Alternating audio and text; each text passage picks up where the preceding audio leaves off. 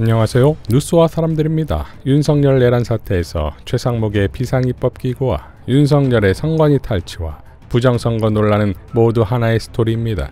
즉 선관위를 친 후 민주당 의원 전원을 부정선거로 제거하고 괴뢰 국회인 비상입법기구를 만들어 입법부를 장악한 후 장기 독재 정권을 만들기 위한 계략이었다 이겁니다. 지난 8일 김병주 의원과 박선원 의원의 합동방송에서 박선원 의원은 전 국정 3차장 백종욱을 주목합니다. 윤석열이 심지어 헌재 나와서도 자신 있다는 뜻이겠죠. 중앙선거관리위원회에 군을 보낸 건 나다. 그렇죠. 이렇게 인정을 했어요. 근데 거기에 간 게 수방사, 방첩사, 거기에 정보사까지 갔잖아요. 네, 그렇죠.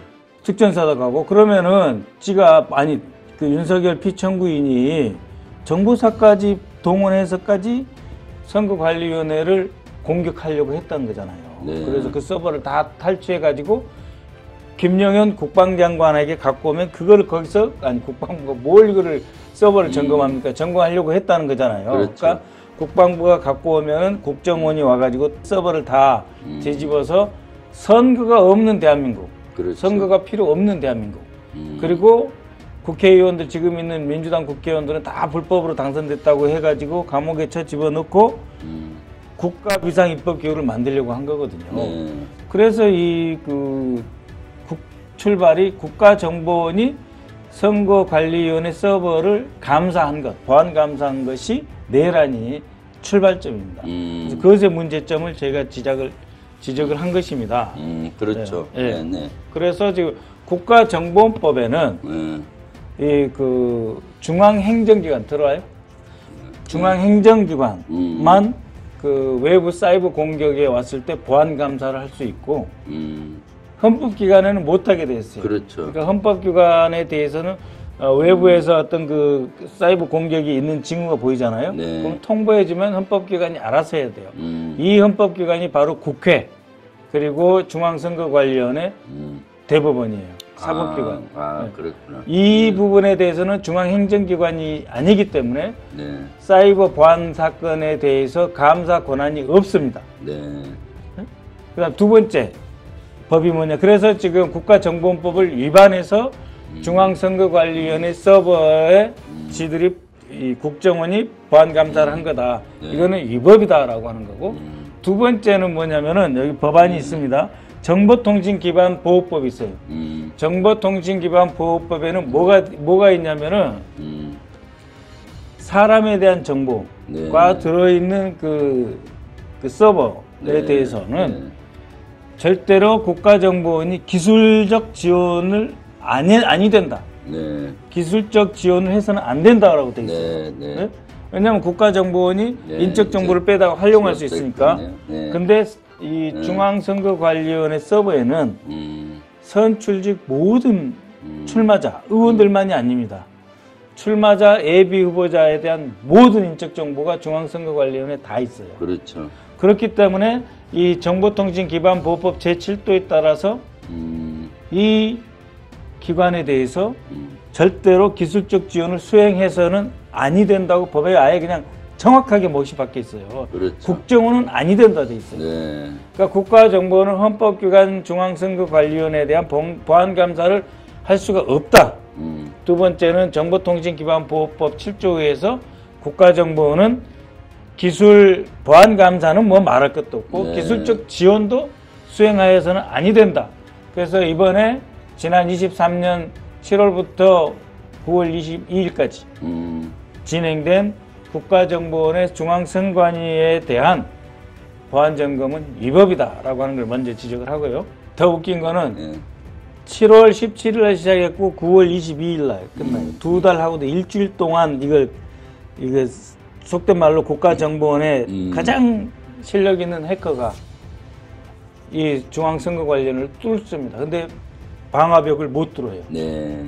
그리고 비밀번호가 없으니까 절대 이 중앙선거관리위원회 서버에 못 들어갔어요. 그렇죠. 그래서 안쓰러워서 그리고 하도 선관위에 국가정보원이 압력을 가하니까 다 줬어요.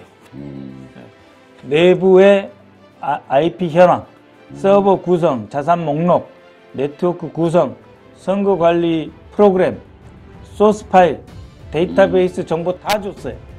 그리고 비인가된 그 접근을 막기 위한 방화벽도 다 해제해 줬어요. 그리고 뭐까지 줬냐? 패스워드까지 다 줬어요. 네. 그러고 나서야 국정원 해커들이, 기술자들이 그 중앙선거관리위원회 서버에 들어서 막 해집은 거예요. 그래가지고 이것도 문제 있다, 저것도 문제 있다 하는데 그렇게 되면은요.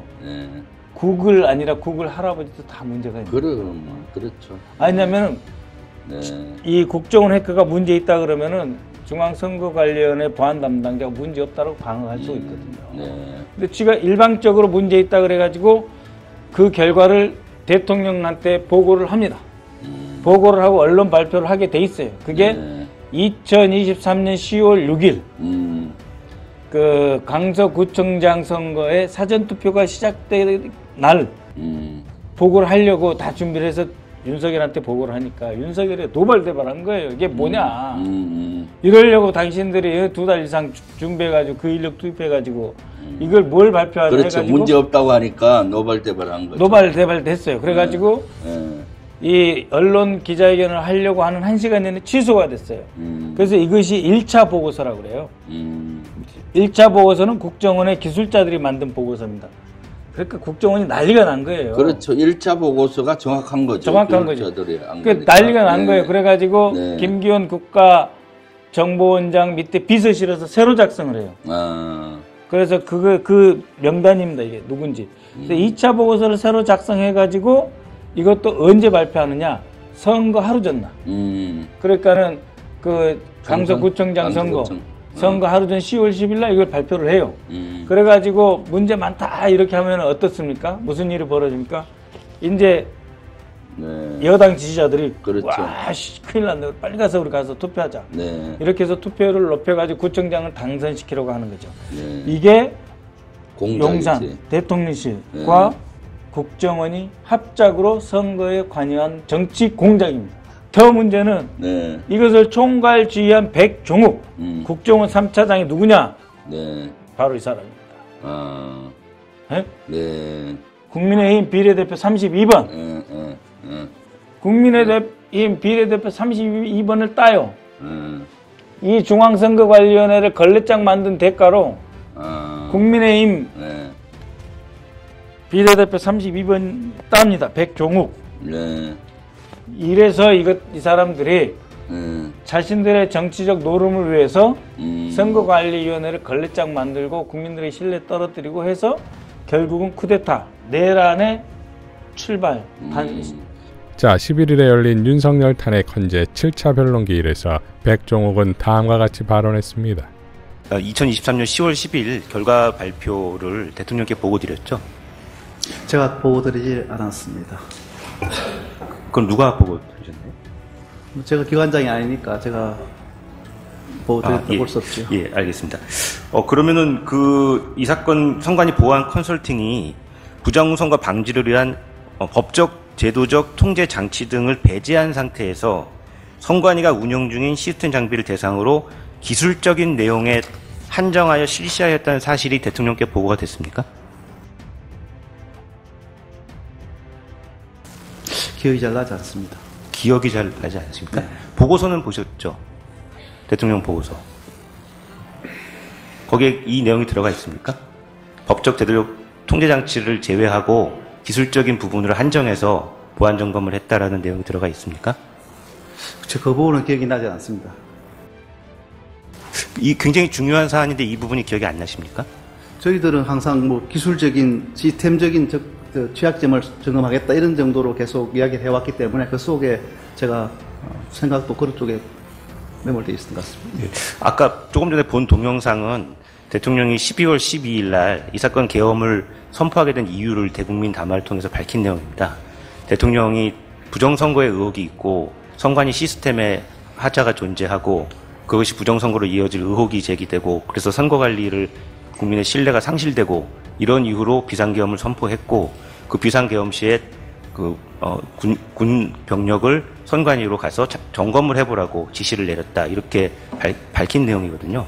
근데 만약 그렇다면 지금 저희가 아까 말씀드린 대로 선관위 선거 과정에서 투개표 과정에서 그것이 예컨대 유령 조작 무슨 그런 게 있다고 할지라도 그 수개표를 하고 있고 또 수기표를 하고 있고 참관인과 관리관이 거기서 하나하나 그것을 검토를 하고 있고 또 그것이 실시간으로 공개되고 또 그것이 또 점검되는 그런 시스템이기 때문에 그것이 부정선거로 반드시 이어진다 이렇게 하는 것은 거의 불가능에 가까운 시나리오라고 그렇게 하는 것이 합리적인 것이고 대법원 판결 2022년도 그 판결에 있어서도 지금 인천에서 가장 문제가 됐던 그 사건도 그렇게 해서 그 부정선거가 없었다는 것으로 정리가 됐습니다.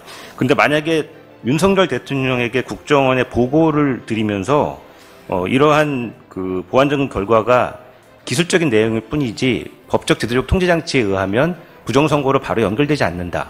이런 걸 보고를 안 드려서 대통령께서 오판을 하셨다고 한다면 이거는 굉장히 큰 문제 아닙니까?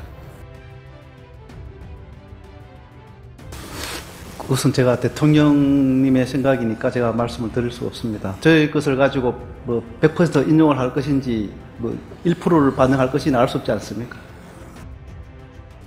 실제로 데이터를 뭐 아까 통합선거인 명부를 조작했다라 그러면 거기에 맞게 누군가 가서 투표를 해야 될 거 아니에요. 아니면 그 투표지를 넣던지. 지금 말씀하시는 게 부정선거와 연결된 이야기를 그러니까 부정선거 시스템에 대한 국한적인 문제입니까? 그러니까 해킹 가능성이 있는데 해킹 가능성은 그게 매우 부정선거 높습니다. 가능성으로 되려면 훨씬 더 어려운 여러 가지 조건을 저는 부정선거에 대해서는 제가 뭐 말씀드리지 않겠습니다. 좋습니다. 예. 네, 그것은 저희들이 본 부분이 아니기 때문에. 대통령 동영상 보셨죠? 네. 거기 워딩 지금 기억나시죠? 거기 보면 얼마든지 데이터 조작이 가능하였고 이러셨어요. 그게 보안점검 결과 나온 결과가 이 결과 맞습니까? 얼마든지 데이터 조작이 가능한 걸로 나왔어요? 이미 취약점 점검 상태에서 취약점 말고요. 데이터 조작이 가능했느냐고. 여기서 데이터라는 건 선거 결과 아닙니까? 선거 결과 조작이 가능한 걸로 나왔어요? 점검 상태에서는 네. 점검의 상태에서는 기술적으로 데이터를 변경할 수 있다. 그 데이터라는 게 선거 결과를 얘기하는 겁니까? 선거 결과는 다르죠. 제가 말씀드린 거는 여기서 얘기한 데이터가 뭐예요? 시스템의 취약점으로 네. 데이터가 변경될 수 있다. 알겠습니다. 그리고 아까 데이터 그 일부만 제공하고 선관위에서 나머지는 거부했다. 이건 아까 정인도 말씀하셨듯이 사실관계하고는 다른 거죠. 대통령이 잘못 얘기한 거죠. 일부만 제공해. 5%만 제공했다. 네. 나머지는 거부했다. 이건 아니라면서요. 거부라고 뭐 보다도 저희들이 시간적 제한 때문에 못한 것이죠. 자, 결국 선관위 시스템에 문제가 있다 치더라도 그것이 부정선거까지는 연결되지 않는다는 것인데 특히 윤석열 손절각이 보이는 것이 자신이 보고한 것이 아니다. 윤석열이 보고서를 보고 어떤 결정을 한 것에 대해선 자기가 알 수 없다는 식의 발언을 하면서 모든 책임은 윤석열에게 있다는 것을 간접적으로 보여주었습니다.